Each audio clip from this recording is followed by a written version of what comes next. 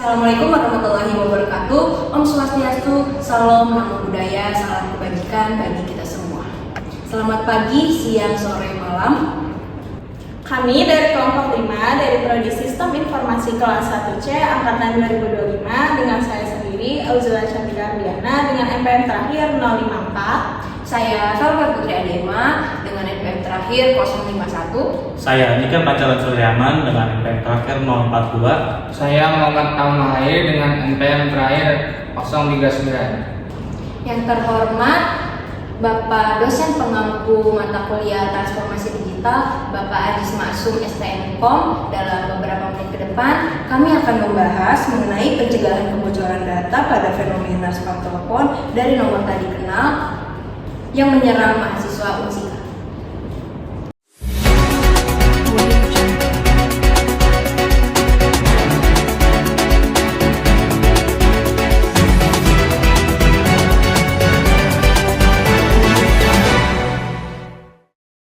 Perkembangan teknologi informasi membawa kemudahan dalam komunikasi, namun juga memunculkan berbagai ancaman terhadap keamanan data pribadi.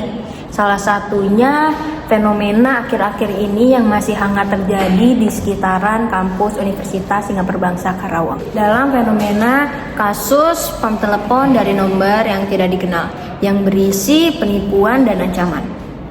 Peningkatan intensitas panggilan tersebut menunjukkan adanya potensi kebocoran data pribadi mahasiswa seperti nomor telepon, identitas diri, ataupun data akademik yang digunakan oleh pihak tidak bertanggung jawab. Mahasiswa Unsika akhir-akhir ini semakin resah akibat maraknya spam telepon dari nomor yang tak dikenal yang mengarah pada percobaan penipuan. Banyak sekali mahasiswa menerima panggilan dari pihak yang mengaku sebagai pihak berwajib, dan dalam beberapa kasus pelaku bahkan mengetahui nama, NIK, dan juga prodi dari studi mahasiswa tersebut. Kondisi ini memunculkan dugaan bahwa telah terjadinya kebocoran data mahasiswa yang digunakan oleh pihak tidak bertanggung jawab untuk melakukan penipuan dengan berbagai modus. Mahasiswa merasa khawatir karena data pribadi mereka seperti nomor telepon, identitas, tampak mudah diakses oleh pihak luar tanpa sepengetahuan dan persetujuan mereka.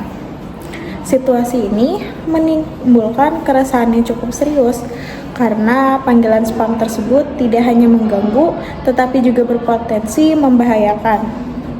Banyak kasus menunjukkan bahwa pelaku memanfaatkan identitas kampus untuk menciptakan rasa percaya sehingga mahasiswa lebih rentan menjadi korban penipuan. Peningkatan sistem data mahasiswa menjadi langkah penting untuk mencegah upaya kebocoran informasi pribadi serta mengurangi resiko terjadinya spam telepon dan penipuan. Sistem data yang ada saat ini dinilai belum memiliki perlindungan yang optimal sehingga data mahasiswa rawan diakses oleh pihak yang tidak berkepentingan. Oleh karena itu, diperlukan pembaruan sistem informasi dengan memperkuat keamanan melalui penggunaan enkripsi data, pembatasan akses berbagai otorisasi, serta penerapan audit log untuk memantau aktivitas yang mencurigakan. Selain itu, setiap unit kampus dan organisasi kampus harus menerapkan standar pemrosesan data yang lebih ketat, termasuk verifikasi keamanan pada setiap formulir digital yang digunakan. Dengan peningkatan ini, data mahasiswa tidak hanya tersimpan secara lebih aman, tetapi juga dikelola secara profesional sesuai dengan prinsip perlindungan data. Upaya ini diharapkan mampu mengurangi potensi penyalahgunaan data, meningkatkan kepercayaan mahasiswa terhadap layanan digital kampus, serta menciptakan ekosistem akademik yang aman dan terlindungi dari ancaman penipuan digital. Selanjutnya, tujuan untuk meminimalisir penyalahgunaan data pribadi merupakan langkah penting untuk memastikan bahwa informasi sensitif milik mahasiswa tidak digunakan oleh pihak yang tidak berwenang. Penyalahgunaan data pribadi dapat terjadi ketika informasi seperti nama lengkap, nomor telepon, NIM, alamat maupun data akademik jatuh ke tangan di pihak luar yang kemudian memanfaatkannya untuk tindakan merugikan seperti spam telepon, penipuan pemerasan, atau penyalahgunaan identitas. Dengan adanya langkah pencegahan yang tepat seperti penguatan sistem keamanan digital, pembatasan akses data, penerapan autentikasi berlapis, serta edukasi kepada mahasiswa tentang cara mengelola informasi pribadinya, risiko penyalahgunaan data dapat ditekan secara signifikan. Selain itu, kampus perlu memastikan bahwa setiap pengumpulan data baik oleh unit resmi maupun organisasi mahasiswa mengikuti standar keamanan dan hanya digunakan sesuai tujuan yang disetujui. Mulai berbagai upaya seperti tersebut, kampus dan mahasiswa dapat bersama-sama menciptakan ekosistem digital yang lebih aman sehingga potensi penyalahgunaan data pribadi dapat diminimalisir secara efektif. Ada indikator keberhasilan. Yang pertama, peningkatan kepercayaan mahasiswa. Mahasiswa merasa lebih yakin bahwa data pribadi mereka dikelola dan dilindungi dengan baik oleh institusi, dan turunnya keluhan atau laporan terkait kekhawatiran atas penyalahgunaan data. Yang kedua, penurunan kasus spam telepon dan penipuan. Menurunnya jumlah mahasiswa yang menerima spam telepon, penipuan digital, atau percobaan phishing, dan adanya data statistik kampus yang menunjukkan berkurangnya insiden terkait kebocoran data. Yang ketiga, penerapan sistem keamanan data yang lebih kuat. Sistem enkripsi data telah berjalan dengan baik. Autentikasi berlapis digunakan oleh mahasiswa dan staf, dan pembatasan akses data berbasis peran diterapkan secara konsisten. Respon cepat terhadap ancaman keamanan tim IT.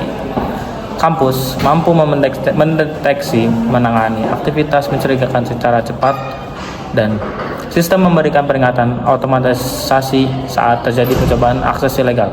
Yang kelima, yang terakhir, terbangunnya budaya keamanan data di kampus. Dosen, staf, dan mahasiswa terbiasa menerapkan praktik keamanan yang benar, dan adanya kesadaran kolektif untuk tidak menyebarkan data secara sembarangan. Subskripsi solusi TI. Perlunya peningkatan pada sistem yang ada menjadi faktor krusial untuk memperkuat keamanan data mahasiswa di tengah meningkatnya ancaman digital seperti spam telepon, penipuan, dan kebocoran informasi pribadi. Sistem pengelolaan data yang belum sepenuhnya mengikuti standar keamanan modern berpotensi membuka celah bagi pihak tidak bertanggung jawab untuk mengakses atau memanfaatkan data mahasiswa secara ilegal. Oleh karena itu, diperlukan pembaruan infrastruktur teknologi informasi, mulai dari peningkatan enkripsi data, penggunaan server yang lebih aman, implementasi autentikasi berlapis, hingga penerapan kebijakan pembatasan akses. Berdasarkan hak akses kontrol, selain itu audit keamanan secara berkala dan pemantauan aktivitas sistem secara real time sangat penting untuk mendeteksi potensi pelanggaran sejak dini. Dengan memperkuat sistem yang ada, intuisi dapat memastikan bahwa data intuisinya tetap terlindungi serta menciptakan lingkungan digital yang lebih aman, terpercaya, dan responsif terhadap ancaman keamanan yang terus berkembang. Perencanaan pelaksanaan. Yang pertama, minggu 1 sampai ke-2 yaitu analisis kebutuhan sistem. Minggu 3 sampai 4 perancangan sistem keamanan. Minggu ke-5 sampai 8 kita mengembangkan sistem keamanan. Yang minggu 9 sampai 10 pengujian sistem. Minggu 11 sosialisasi dan edukasi mahasiswa dan staf kampus. Yang minggu ke-11 evaluasi dan pelaporan.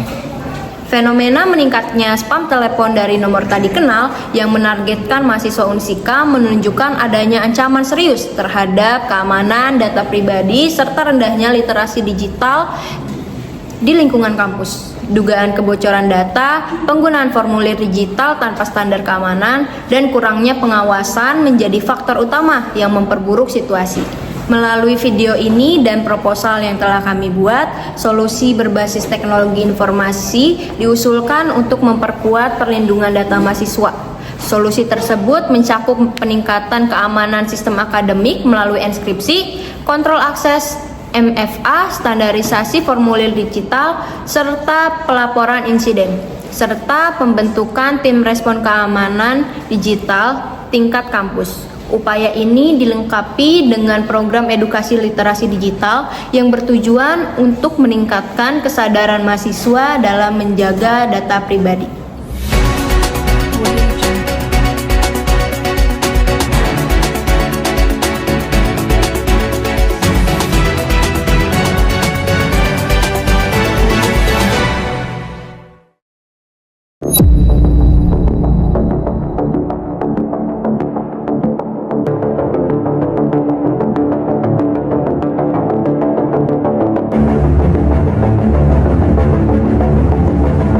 Ini bohongan gak sih?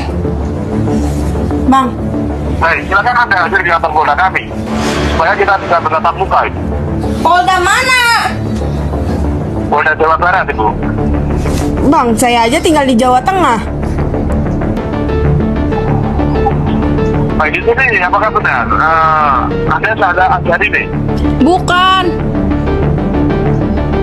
Lalu dengan siapa saya berbicara? Budi.